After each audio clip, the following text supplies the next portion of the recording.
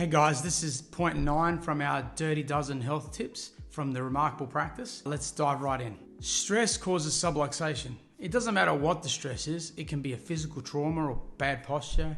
It can be chemical stresses. You know, you breathe in some exhaust fumes, or you've been standing in the fertilizer at the hardware store, or even just the food that you take that's like a chemical subluxation.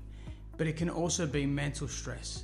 It floods your body with cortisol, it causes muscles to tighten, it affects blood flow to your joints.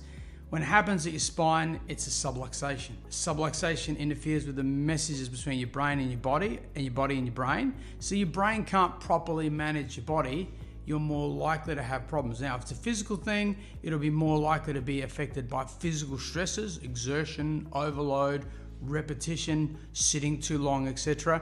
But it can also weaken your response to like a chemical subluxation. You know, you're more sensitive to particular foods because your organs aren't getting a good nerve supply from your brain in the simplest of terms.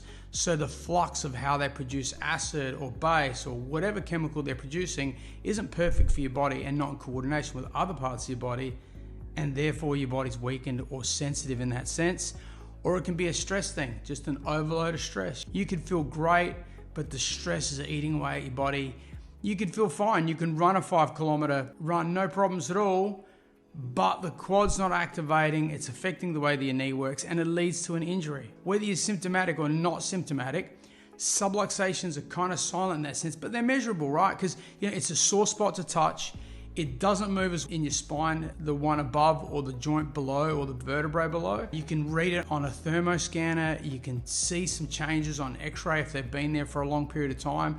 Now, none of these individual things are conclusive, but together they create a clinical picture. And usually it's got to do with also with how you're feeling in terms of your activity. And the truth is, if you don't do much, you're probably not going to feel much. The more you push yourself, so if you're performance concerned, then having a subluxated spine, it's kind of like turning on too many appliances at once and you trip the circuit breaker.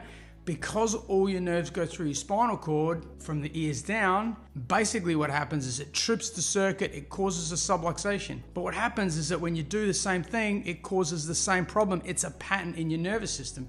It's kind of the same thing, and if you've ever heard of it before, you can get an infection which causes a disease, but then you can get that disease again without actually having the infection. It's because it's a pattern in the nervous system. The chiropractic adjustments change patterns in your nervous system, allowing your body to adapt better.